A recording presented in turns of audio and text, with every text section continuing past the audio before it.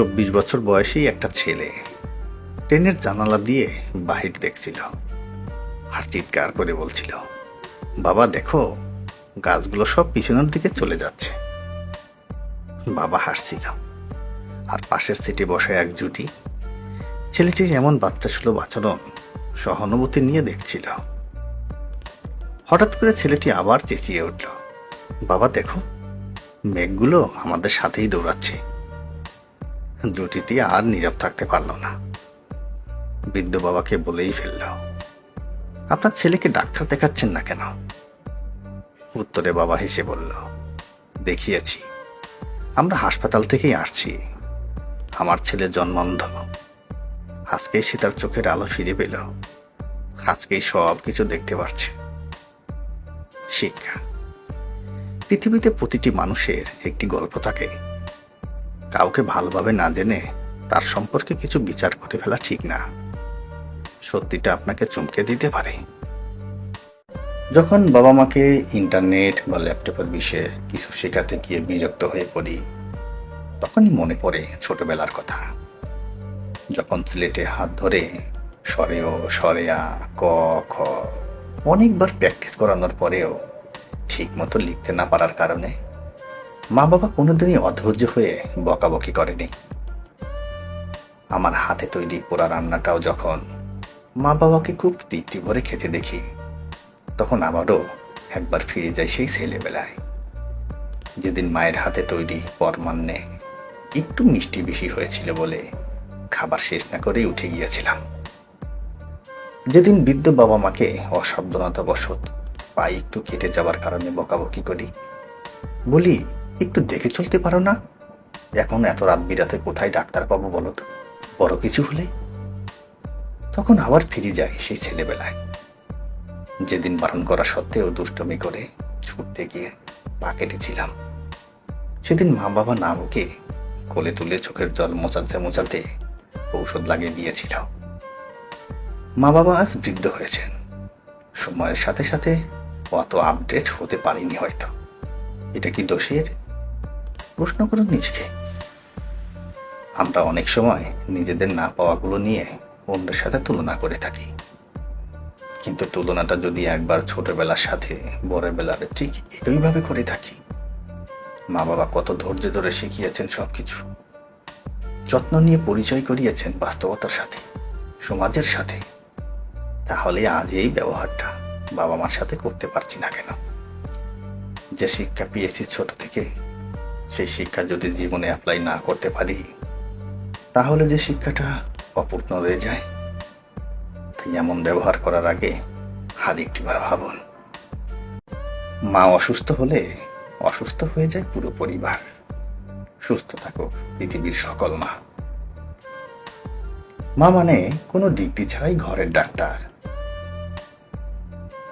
আজকাল জিন্স পরা মাদের থেকে হয়তো মায়ের আঁচলের এই ভালোবাসাটা এখনকার ছেলে মেয়ে আর পাবে না। রাগের মাথায় মায়ের মন ভেঙেছে বহুবার, কই মা তো আমাকে ছেড়ে যায়নি। বাবা যত গরিবই হোক না কেন, তার সন্তানকে সাধ্যমতো পৃথিবীর অন্য সবার চেয়ে ভালোভাবে বড় করার চেষ্টা করে। যার বাবা নেই তার অর্ধেক পৃথিবী নেই, আর যার মা নেই তার গোটা পৃথিবীই নেই। কথায় কথায় ফুরায় বেলা, শূন্য নদীর পার, বাবা তুমি সেই যে গেলে, ফিরে এলে না আর।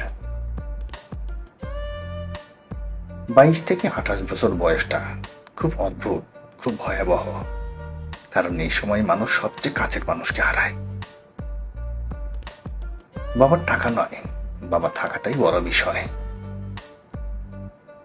বাজারে যদি মেয়েদের সুখ বিক্রি হতো, তাহলে সুখের ক্রেতা সবার আগে মেয়ের বাবা হতো। এটাই মায়ের ভালোবাসা, শত কষ্টেও আগলে রাখে। ছোটবেলায় ভাবতাম বাবা কেন আমায় এত আদর করে। আজ বড় হয়ে বুঝতে পারছি, কারণ আমি যে একদিন তার বাড়ির মেহমান হব। মায়ের হাতের খাওয়ার স্বাদ কাঁটা চামচে কি আর পাওয়া যায়? আমি আমার বাবাকে নিয়ে অনেক গর্ব করি, কারণ আমার বাবা কোনোদিন অসৎ পথে অন্যের হক মেরে টাকা দিয়ে আমাদের বড় করেনি। ভালোবাসাটা শুধু তাকে ঘিরে। 10 মাস রয়েছিলাম যার শরীর জুড়ে। মায়ের গায়ে একটা গন্ধ থাকে, ঘামে ভেজা হোক বা কোনো সুগন্ধির হোক, নির্দিষ্ট একটা ঘ্রাণ, শুধু সন্তানরাই সে গন্ধ পায়। মা, তোমায় অনেক মনে পড়ে। মনে পড়ে ঘুমের সময় তুমি থাকতে পাশে। এখন তুমি নেই, বড্ড একা একা লাগে। সমাজের চোখে আজ আমি বড় হয়েছি, কিন্তু তোমার কাছে আমি এখনো সেই ছোট্ট সন্তান। বাবা, তোমার কোলে আমি আবার ফিরে যেতে চাই। বাবার সাথে কাটানো প্রতিটি মুহূর্ত ছিল সোনালী সময়। বাবার সাথে দুষ্টুমি করা ছিল আমাদের মনের খোরাক। বাবা, তুমি চলে গেলেও আমাদের স্মৃতিতে চির অমর হয়ে থাকবে। বাবার সম্মান সবার উপরে, কারণ নিজের সমস্ত সুখ বিসর্জন দিয়ে পরিবারের সকলকে আগলে রাখাই বাবাদের একমাত্র প্রশান্তি। এক শিক্ষক তার 7 বছরের ছাত্র কাজিমকে জিজ্ঞেস করল, আমি যদি তোমাকে একটি আপেল দেই এবং একটি আপেল দেই, তাহলে তোমার কাছে মোট কয়টি আপেল থাকবে? কয়েক সেকেন্ডের মধ্যেই কাজিম আত্মবিশ্বাসের সাথে উত্তর দিল, স্যার, 4টি। বিস্মিত শিক্ষক আশা করেছিলেন সহজ ও সঠিক উত্তরটি, মানে 3টি। তিনি হতাশ হলেন। মনে মনে ভাবলেন, কাজিম বোধহয় আমার কথা ঠিকমতো বুঝতে পারেনি। তিনি আবার বললেন, কাজিম, মনোযোগ দিয়ে শোনো। যদি তোমাকে একটি আপেল দেই এবং আরো একটি আপেল দেই, তাহলে তোমার কাছে মোট কয়টি আপেল থাকবে? কাজিম তার শিক্ষকের চোখে মুখে হতাশার ছাপ দেখতে পেলেন। সে এবার তার আঙ্গুল গুনে গুনে দেখল, কিন্তু এর মাঝে সেই উত্তরটি খুঁজছিল যা তার শিক্ষককে খুশি করবে। কিছুক্ষণ ভেবে দ্বিধাদ্বন্দ্বিত ভাবে সে উত্তর দিল, 4। শিক্ষকের চোখে মুখে হতাশা রয়ে গেল। শিক্ষক ভাবলেন, কাজিম স্ট্রবেরি পছন্দ করে, আপেল পছন্দ করে না, আর এটি হয়তো তার মনোযোগ নষ্ট করছে। এবার গুরুত্ব সহকারে ও সামান্য হাসি মুখে জিজ্ঞেস করলেন, আমি যদি তোমাকে একটি স্ট্রবেরি এবং আরো একটি স্ট্রবেরি দেই, তাহলে তোমার কাছে মোট কয়টি স্ট্রবেরি থাকবে? শিক্ষকের খুশি খুশি ভাব দেখে কাজিম আবার আঙ্গুল গুনে গুনে দেখল। সে কোনো চাপ অনুভব করলো না এবার, বরং চাপে থাকলো শিক্ষক, কারণ তিনি চাইছিলেন তার এবারের প্রচেষ্টাটি সফল হোক। মুখে সামান্য দ্বিধার হাসি নিয়ে জিজ্ঞাসু দৃষ্টিতে কাজিম উত্তর দিল, 3টি। এবার শিক্ষকের মুখে জয়ের হাসি দেখা দিল। তার প্রচেষ্টা সফল হয়েছে, কিন্তু একটি কাজ এখনো বাকি।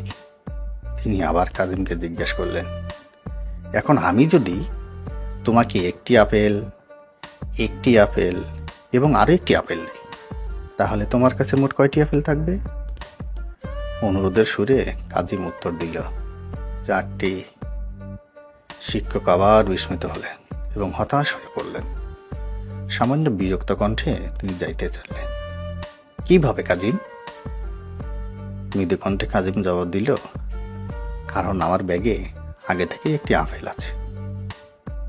শিক্ষা, যখন আপনাকে কেউ কোনো ব্যাপারে উত্তর দেয় আর সেটা যদি আপনার আশা করা উত্তরের সাথে না মেলে, তবে ভাববেন না সেটা ভুল, কারণ তার দৃষ্টিভঙ্গি থেকে আপনি হয়তো ব্যাপারটি ভেবে দেখেননি। তাই প্রতিটি ব্যাপারে আগে মনোযোগ দিয়ে শুনবেন এবং বোঝার চেষ্টা করবেন, তবে অবশ্যই পূর্ব নির্ধারিত ধারণা বা বিশ্বাস নিয়ে নয়।